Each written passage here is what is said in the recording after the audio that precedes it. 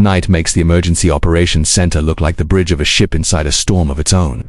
Screens glow with weather that hasn't arrived yet, a coil of cloud in the Gulf, white as bone under moonlight, rimmed by electric freckles from the satellite's lightning mapper. A woman's face is cut into planes by the light of a dashboard. Leela, an atmospheric scientist who learned to read the sky first with her grandmother's eyes and later with artificial intelligence. She pinches and zooms a model that claims to see 10 days ahead. The model has a name, no GraphGust, a neural net trained on the physics of the world until it can sometimes predict it better than yesterday's equations. Beside it are older guardians, the ECMWF, the GFS, the sum of a century's math. Tonight they do not agree on where the ocean will climb onto land. On the wall to the right goes -16, fixed over the hemisphere, offering a heartbeat of images every minute. Its geostationary lightning mapper pinwheels gold over a warm core that deepens by the hour. On another, an infrared swirl from Himawari half a planet away, because storm physics rhyme even when they speak different longitudes. A third shows dots of fire across another coastline veers. Detections burping orange over a western mountain range that shouldn't be burning in September, and his air is a kind of ocean. The room swims in both. The radios murmur. Someone in a vest reads from a script that could decide whether the freeway becomes a river of taillights before dawn. If we pull the lever and the eye wobbles east, we moved 300,000 people for nothing, he says. If we don't, and the surge rides over the parish line, we make a different kind of news. The city's digital twin waits in a window in the corner, a living, three-dimensional map of streets and sewer mouths, levees and pump stations. Layla overlays tide tables and sees surface temperatures. She adds a slider for subsidence, the inches the ground has been losing each decade. The model bathes neighborhoods in pale blue as if in rehearsal, far away in the Ganges-Brahmaputra delta where land has always negotiated with water. Sohana squints at a different glow. A borrowed smartphone with a new icon that says Flood Hub. It speaks her language now. An algorithm trained on river gauges, satellite rain estimates, and 10 million past floods tells her that in 2 days the Jamuna will climb into the courtyard if the rain keeps its promise. She walks to the tower and hoists a red flag. The cyclone preparedness program has taught her to trust more than rumors. Volunteers start moving goats, salt and rice, go high. In the school storeroom, a child draws water with a thick blue crayon and gives it a face. Back in the op center, a red box blooms over the refinery district in the sim. If the surge crosses a seawall, water meets chemicals. The city prefers private. Quiet man from public works traces a culvert with his finger and sees in his mind the concrete box clogged with the last storm's branches. Beside him, a woman from public health watches a different river, the cascade of alerts that will hit phones, TVs and radio at once. She knows that the sound the alert makes is as much engineering as the wall holding back the bay. The last tone was too harsh. It woke the wrong ghosts. They tuned it lower after a series of meetings people would not call healing and were, "We need eyes on the levee line at dawn," says someone from the course, circling sectors on a screen. SAR will fly if the clouds play nice, not airplane SAR synthetic aperture radar, from space. Sentinel-1 out of Europe can see shape under cloud and rain, the way a blind person's cane finds the curb. In Mozambique after I die, in Pakistan's summer of 2022, in the plains of Assam, these radar maps became the first true picture when eyes on the ground were worthless. Over the mountains, a fixed camera turns its head as if to change the scene. Elect California cameras on peaks, a web fed to the public. Tonight, their pixels feed an AI trained to notice a smoke column before a human does. It is right more than any one ranger and wrong more than all of them together. The operator checks the flag on his screen AI detection and spins the camera toward an ember glow near a substation. He calls it in without mentioning the acronym. People are more honest with people than with letters. Leela's phone rattles. A message from a colleague at the National Center. Rapid intensification signal crossed the threshold. Warm water near the shelf has been hiding its heat at depth. Now the eye wants it. The algorithm has learned the signs too well. A ring-tightening asymmetry that looks like an iris finding focus. She overlays a parametric trigger map insurance that pays out not on loss reports, but on wind speed at points that matter. If the station at Bay 27 sees a certain number, cash will move to a city account with no debate 3 days ahead. Fuel and food bought before roads or rivers. The formula was written after years of the other kind of loss. At the back of the room, a small screen nobody has time to stare at tracks the sun, the hiss of its wind. A space weather watch from NOAASSWPC whispers about a solar storm glancing the magnetosphere tomorrow. GNSS, the GPS in your phone might wobble. In better weather it would be a curiosity. Tonight it could matter in the worst ways. A helicopter finding a roof, a truck convoy trusting a blue line. The comms chief notes it and calls a man who runs a mesh network a neighborhood internet that functions like ivy when the trunk falls so that if the main links die, messages climb from house to house to house. The storm in the Gulf gains an inner wall that reads like a promise. The room inhales as if to make the eye bigger. Layla rubs her forehead and imagines a river in Bangladesh, a delta flag lifting in a night breeze, a child's blue crayon making a mouth.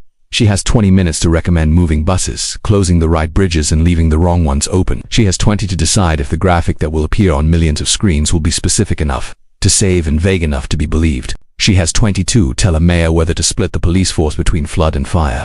She has 20 and the satellite sweeps again, offering another frame in a movie that will not pause. Say it. The logistics chief prompts, not unkind.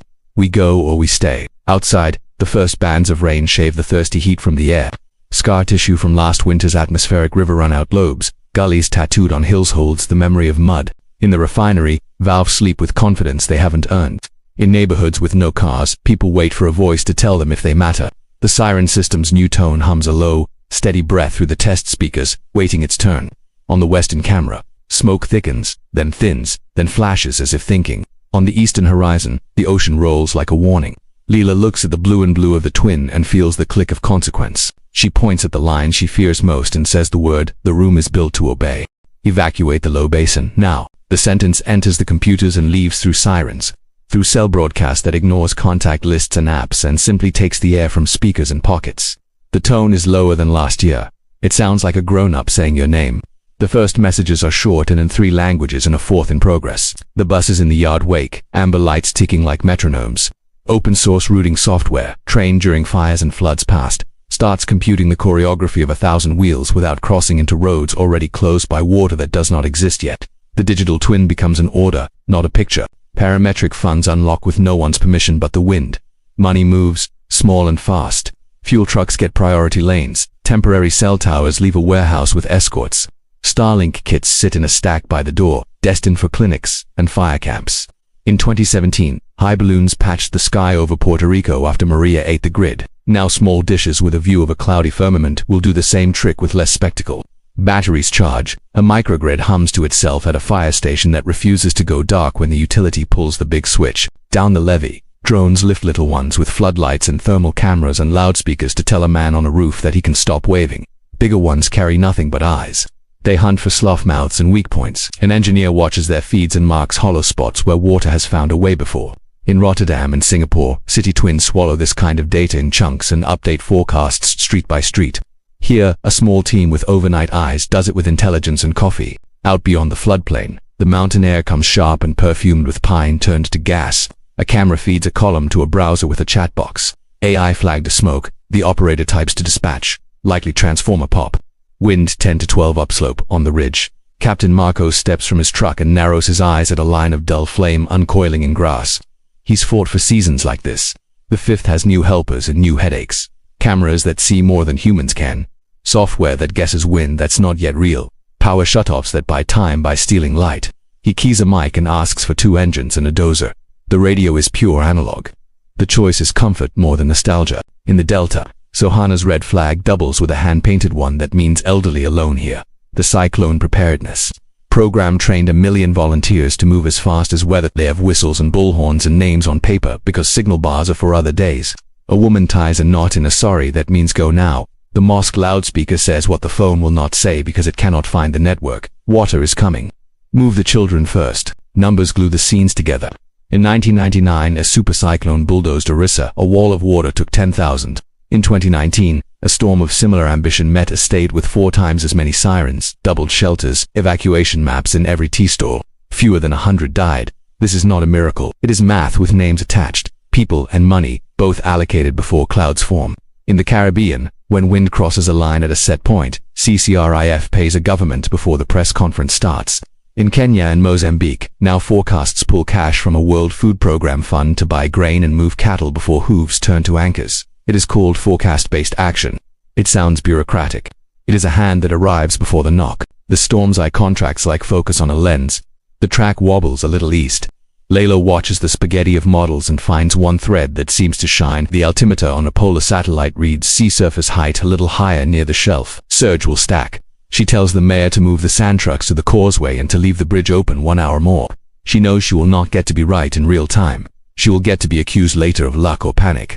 Across the room, there comes chief orders messages in Vietnamese and Arabic recorded not by a polished voice, but by an auntie trusted by listeners who do not expect a city to find them. Trust is a lever bigger than any dozer. Marco's fire swells. A transformer takes the cue and throws sparks. The utilities PSP as public safety power shutoff was supposed to de-energize this circuit an hour before. It did not. Engineers curse.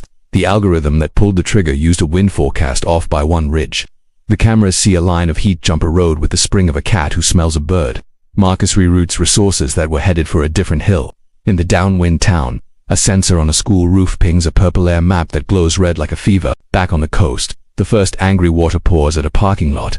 Levee sensors yawn into life. Cheap IoT nodes with names like something you'd buy for a teenager's birthday. They measure strain and tilt. They call it in over a private network that ignores the jamming chaos of the public net. An intern marks a slope with a yellow dot on the twin and texts a photo to a man old enough to have driven sandbag lines when the twin was a paper map and a pencil. He sends back one word: worry. The city pushes a tone to phones again. The message says, simply, get higher. Help a neighbor. Buses at these corners. The dispatcher adds that last line because she grew up on that block. A mesh node on a light pole repeats it quietly from lamppost to lamppost. A woman hears it as she packs a photo album and nothing else, and decides the photo album can wait.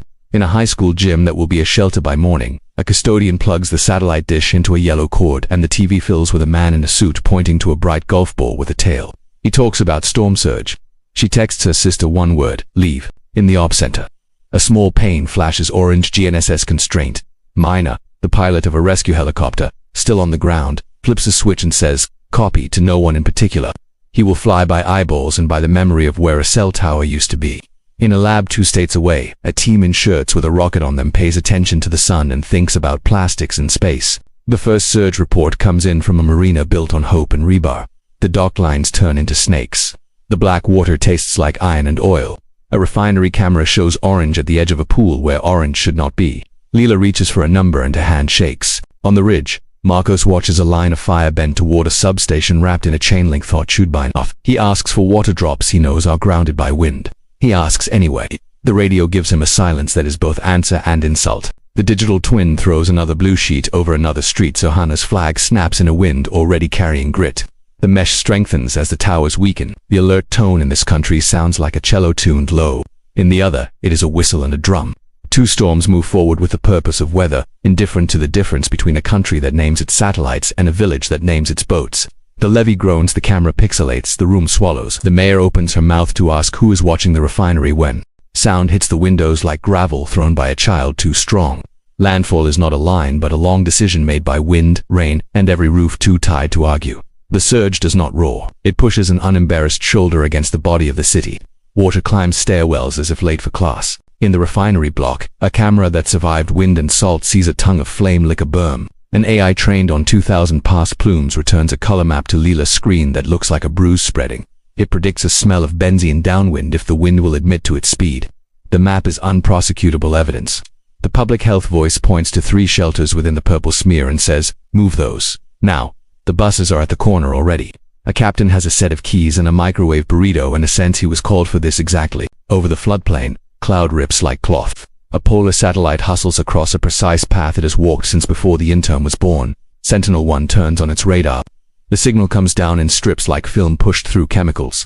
Within hours, a map of the city appears with blue shards where water has planted its flags. Copernicus Emergency Management Service adds a legend and a watermark, then pushes it out to the world. Unisat pulls one set for a different hour and the layers begin to tell time. In Pakistan last year, those blues swallowed provinces. Here they stop short of the hospital that spent a summer installing flood doors and finding a generator tall enough to avoid its own drowning. At the edges, drones fly low over brown water with packages hanging like dewdrops. Insulin, baby formula, a USB stick with a spreadsheet that will become a list of names that is more than that. In Rwanda a decade ago, drones made the news for carrying blood to clinics. In Australia, they ferried meds after bushfires after Ian in Florida. Starlink and drones were a pair that turned a radio from static to voice. Now they whisper where rotor wash would flip boats. In the western hills, flame takes a breath then runs. Marcos watches a finger of it reach for an orchard, then a wooden fence, then a street whose name he knows because his cousin lived there once. The utility kills power and the neighborhood goes dark as a favor. Microgrids pop white islands in the black, a firehouse, a library nobody thought to make a refuge and now is. People push in through doors posted with signs in 2 languages that mean stay. An air filter hums. A low-cost sensor on a shelf reads numbers. The county will search for later. Purple air becomes a mosaic of pain and relief. Data arrives like rain: photos, tonnage, chemical names, crowd reports via an app that doctors wrote in 2 weeks after an earthquake years ago and refused to stop using. The problem is not scarcity, it is sorting. An AI trained to see rectangles where houses used to be counts the missing roofs in pixels. XView 2 repurposed from a DARPA competition into a triage nurse with numbers. In Turkey and Syria after the quake, this kind of model drew circles around collapsed blocks while dust was still in lungs. Here, it shades neighborhoods where FEMA will need boots more than clipboards. In the Delta, Sahana stands calf deep in the schoolyard and checks a paper list. Her phone does not know where it is. The water knows exactly. The village moves on memory and on the authority of a woman with a red flag. A boy points to a snake. She flicks it with a stick and the snake learns to be humble. Wind bangs the shutters like a child outside a closed store. The loudspeaker repeats the same sentence. Repetition is not cruelty here, it is technique. An hour into landfall, the GNSS jitter blooms for a window of time exactly wrong for a helicopter trying to pick a rooftop with a family. The pilot has flown this city longer than his son has been alive. He looks down and finds the water tower by the mural that faces the highway, the one a skate kid painted for a girl who broke his heart 2 summers ago.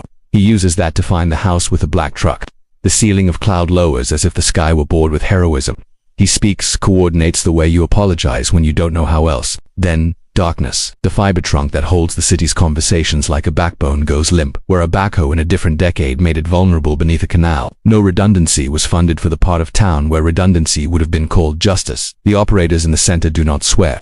They hand out sat phones and turn on automatic forwarding to towers that now hum like insects on malevolent air. A mesh network the city funded in a program with a dull name blooms like algae in summer heat. Messages begin to crawl anyway. At the refinery, a foam line finds a valve. The plume map on Leela's screen offers a softened edge as if by mercy. Public Health reroutes air monitors on bike racks with the conviction of people who will remember 80 lung cancers in 20 years and want to be able to say they tried. They put a dot on a map where the school bus yard is, and they put another where the nursing home is, and the arrow between them becomes a kind of prayer. On the ridge, Marcos gets his drops. The wind opens her fist just long enough. He watches a helicopter shake a line of water like a dog with a toy. The edge of flame curls and sulks. He feels tiredness like a coin under his tongue. The AI camera pings again. He ignores it. He trusts the look of the grass. He trusts his own ankles. He knows the camera is a horse that throws city kids. In a city room, the digital twin casts not just water moving but people. Evacuation curves steepen then level. The buses did not get stuck because a human remembered a low underpass. The model did not. People complaining on a social app with real fear, with performative fury are matched with a list and then a voice knocks on their door. Last Mile is not an app. Last Mile is legs and names. In Bangladesh, a flag and a word. In Paradise years ago, a school bus and a driver from a route that did not exist the day before. By afternoon, the wind tugs the storm a degree to the east. The river bulges behind the wall, the city built after the flood your grandfather told you about as if it happened last week. In the jail, the generator coughs, then catches. In the hospital, the generator doesn't cough at all. It was moved after watching too many places learn on camera. In the school, the children play a game with boats made of shoes. The teacher writes their names on a wet sheet of paper and smiles at a joke none of them understand and all of them need her to tell. The plume map settles down to a pale, guilty yellow. The purple on the smoke map dims to an angry orange. The flood map stops growing at a street that a planner fought to keep a park when a developer wanted it for condos. The levee monitor blinks green and then, briefly, red. In the ops center, a silence falls the way fatigued is wide and flat. Then a small screen at the back of the room lights with something no one ordered. A shaky video from a phone that found a signal that shouldn't exist. It shows a river gauge leaning like a man who has been punched. The numbers on its face are not numbers they expected. Upstream, a logjam gives way like a conspiracy. Layla stands in a circle of wires and foam and feels the floor tilt. Not actually, but close enough to make her hand grab the back of a chair. In that exact breath, ash on the ridge lifts, flame flares, and a wind shift that only one model saw decides to exist. The city moves at 2 speeds at once, sprint and patience. In the flood room, a hand draws a pencil line on a printout because electricity is useful until it isn't and pens belong to every century. At the fire, Marcos throws a black line on a map and the dozer becomes a pen thick enough to argue with physics. The surge begins to ebb. The river surge begins to arrive. Compound is a word the room learned in a training and now the refinery's worst canvas stays unpainted, foam holds. The plume's tail loses its ambition. That map is not done with anyone, but it will be kind enough to let the buses run a longer route to the shelter near the stadium. The shelter staff tape a new sign under an old one that says Azel because someone asked for it and the city had the budget last month. A volunteer names the tone of the room and watches it drop. The satellite dish spins and finds a bird, and the TV shows a different city's flood as if to embarrass this one into resilience. In the delta, the schoolyard becomes a high-water island with shoes tied to the rafters. Sahana dries her phone over a stove and looks up at a wave of text that was waiting. FloodHub's map glows with saffron and red. The river gives her back the names she counted. Not all of them, most of them. The goat who always runs to the place she marked with chalk. She laughs once like a hiccup. The volunteer beside her thinks she is crying and puts a hand on her shoulder. They are both right. In the ops center, the chatter of satellites becomes a liturgy. Copernicus Rapid Mapping posts a fourth update with a perimeter of water that shrank. Unisat tweets a map and a command. Planet's daily imagery will fill the holes when clouds stop playing tyrant. Maxa will open its library. A graduate student will train a small model to see blue where blue shouldn't be and will send it to the city with a note that says, "Use it if it helps, it will help." Then the data do what data do. Vanish. The solar storm that flirted at the bottom of the screen earlier in the night shrugs at the magnetosphere in just the right way to fumble several satellites' timing. In a sliver of the city, GPS positions splay like a hand whose joints don't line up. A convoy hooked on blue lines finds itself in a cul-de-sac. The driver switches to a map his grandfather would recognize and takes a left that does not look promising and becomes a small hero to the people who get soup 20 minutes sooner because of it. The Space Weather Watch will later become a paragraph in a report written in precise, courteous language. Tonight, it is a hiss in a pilot's ear. The river gauge topples. The numbers on a screen stop. The decision that needed that number does not stop needing. Layla closes her laptop as if to discipline it and stands over a big paper river. She asks the corps man what his stomach says. He says cut. They pick a field that used to be a field and a decade ago became a plan's dream. They will break a levee on purpose to let a flood pick a meadow and not a neighborhood. The euphemism for that is relief cut. No one in the room says the word sacrifice. Someone says the name of the tract that will be underwater in an hour. It is someone's surname. At the fire, the wind turns the wrong way and then, for one breath, the right way. Marcos feels the temperature drop by a degree in the soft place behind his knees. He throws two engines into a place he had told them not to go, and nobody argues because his ankles have learned a language. Alatata, California's AI pings a red bounding box with confidence, 0.87 over a place he is not looking. He glances and sees a curl that looks bored. He ignores it. He was wrong about that one yesterday and it cost a half acre. Today he's right and saves two. He will keep score in the cab with a Sharpie. A call slices a substitute.com. A shelter sits in the path of a plume that didn't happen, and then did a little. The AI that painted the bruise wants them to move 500 people through a block span that is dry and safe and smells like diesel and fear. The bus drivers have been driving 12 hours, not in a row. The volunteer who knows the key to the gate is at lunch with a sandwich hidden under a napkin. A paramedic whose name you won't learn picks up an old bullhorn from a shelf 2 floors below the new satellite dish, and the power in his voice moves bodies like wind. No one will study this part, but this part is what is left when the app runs out of battery. Leela calls the plant inside the floodplain by name. A man answers with a voice that betrays how many nights he has slept in the office. She asks if their sensors are lying. He says not today. She asks if the downstream valve can handle a cut. He says yes and says bless you to a person she does not believe in, and closes a loop that was a dotted line on a planning document 8 years ago. Cut now, the corpsman says into a radio that still knows what to do with a voice. Bulldozers churn mud into direction. The river finds the invitation and accepts it with messy gratitude. The meadow feels like a held breath exhaled all at once. On the other side of the wall, the water begins to stop acting like an intruder and starts acting like a guest. The neighborhood out of the topography's luck is saved. The tract with the surname is not. The comms guy pushes another cell broadcast with a map drawn in a finger. The text says what it must. A chorus of replies arrives that cannot be sorted until next week. Someone in the room says, "Do we have any translators left?" Someone else says, "We have Auntie." Auntie picks up a mic and says, "Into the city. The water will go here for a while. We will come to you. Put your medications in a Ziploc and watch the children's heads." In the delta, Sahana watches the water in her courtyard stop climbing. It is almost funny, the way water pretends to have intentions. It simply followed gravity. She jokes to the man beside her that the river read its phone. He laughs once as if the phone is what is laughing. They mark a chalk line on the wall, and their children will stand with their hands on either side years from now when nothing else is moving in the afternoon and say, they're on the ridge, under a sky that looks like a bruise again for a different reason. A drone circles and one of its operators, 17, shoulders lost in a county vest, sees a hotspot at the edge of a barn and says a word into a radio he has never said into a radio before, and an old man says copy, and the boy grins like he will remember this when we are all gone. The city inhales, then holds it, then lets a little out. The relief cut works. The plume map softened. The satellite that lost its timing finds its clock again. The shelter empties and fills somewhere else. The buses turn. The mesh hums. The tone purrs. The river behaves. For the first time since the storm had a name, The room makes a sound like furniture grows in it, not just decisions. And then the lights flicker once, twice, and the generator catches, and the space remembers that electrons are not guaranteed, and neither is the cooperation of any of this. Someone in the back raises a hand with a piece of paper with news that is both absurd and obvious. We're in the window for afterstorm tornadoes. The scanner has to west side. The line on the map that is the fire holds. The line on the paper that is the river holds. The sky flexes one last muscle that doesn't care about lines. The city looks up, and the last act comes down in gestures. A siren's low animal call. A bus door folding. A dozer blade lifting a piece of the river into a meadow it will make richer. The tornadoes drop and lift like indecisive fists. One clips a warehouse roof. One tattoos a field with circles no one will notice when the grass grows back. They are, this time, theater. The storm's eye, far inland now and annoyed, unthreads itself over hills that will leak water for days. The plume becomes a stain only chemists can point to. The flood becomes a mirror in which a tired sky looks at itself. The fire drinks the night air and burps smoke and then goes to bed at a line a machine drew where a creek made a promise. In daylight, the city counts. The counting makes the story shareable and moves money. Satellites write minutes into hours into days. Planet's daily mosaic shows brown where green was, blue where gray was. Copernicus makes a final map. UNOSAT chases the storm into another country. Max's before or afters let a mayor hold up a poster at a podium like a shield. The AI that counted roofs spits out a number that is almost but not exactly the number a person with a spiral notebook brings to the table at 3 in the morning. The point is not precision.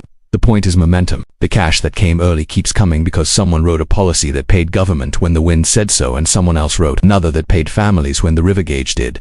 Debris crews roll before the mold blooms. A backhoe raises a river gauge straight again with the respectful hands you save for an elder. Mesh nodes on lampposts blink through the night. The city buys more. The school turns the gym into a playground on Tuesday because the basketball team is now a logistics team and kids shouldn't have to only remember cots. In the Delta, Sahana walks to the high road and finds an official with a clipboard and a virulent smile bounding from a motorbike.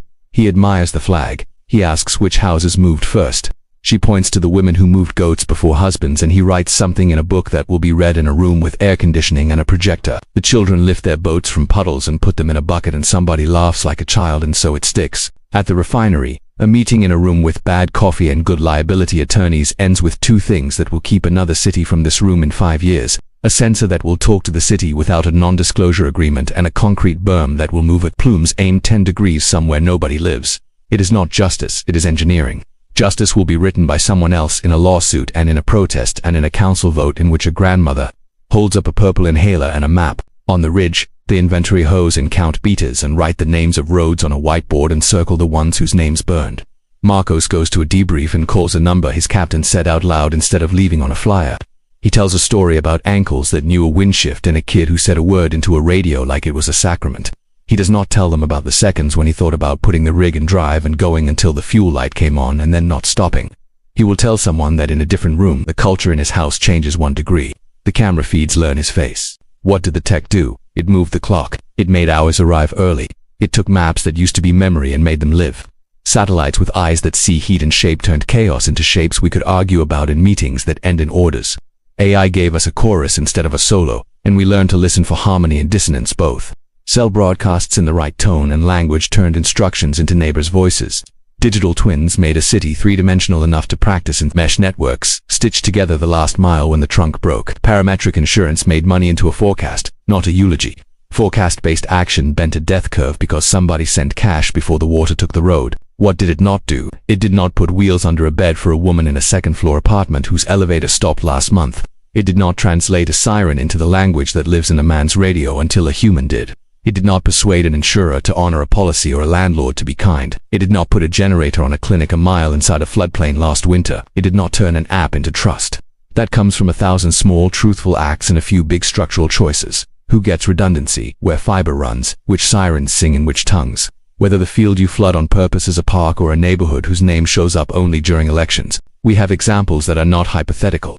Japan's earthquake early warning buys seconds that feel like wealth. Sasmex in Mexico sends tones that teachers respond to like muscle memory. Bangladesh's cyclone volunteers have turned killing winds into survivable ones. Not with an app but with a rope and a stubbornness as old as rice. Orissa turned a death toll into a fraction with drills and radio and a plan. The Caribbean's pooled risk has meant cash when politics would have meant speeches. After Tonga's volcano cut a cable, satellites made the island less alone. After Paradise burned, camera towers multiplied like saplings. After Maui, Satellite internet turned a valley into a net again long before the fiber cured its own wound. None of this replaces the need to move a town back from a cliff or to plant trees that hold hills or to update maps with the names of streets that aren't there yet. All of it, if done with care, can make a warning, a promise, instead of a threat. The future that is arriving, like weather, will test the pieces we build. Heat domes will push grids and nerves. Rivers trained for centuries will relearn their alphabets. Fires will find new fuels in grass that grew too long. Smoke will become a season in more zip codes. Satellites will watch. Models will hum. Phones will sing. But what will matter at the edge will look like it did in every scene tonight. A person who believes a flag. A driver who turns left when the app is wrong. A planner who fought for a park that became a sponge. A nurse who plugs a satellite dish into a yellow cord. A captain whose ankles hear what the AI has not. No app replaces a neighbor. The best tech simply makes neighbors appear in time. On the high school lawn, after the water drops and before the mold as a landlord, they lay out maps with blue and red scars and plan the next cuts and the next lines and the next tones. The digital twin lives on a tablet and on a table. The satellite slides over and blinks. The mesh nodes sleep in lamplight. The children, because someone allowed it, play tag around the sandbag pallets. A game about catching and letting go and running the short distance between a safe place and the center. A girl points at the sky and asks her father if the stars are the satellites. He says some of them. She asks if the satellites can see her. He says they can see the water's edge and the heat that flames wear and the shape of a city that wants not to drown. She asks if the satellites can hear her. He says no. He says we can. If stories like this move you, subscribe for more true events that changed the world.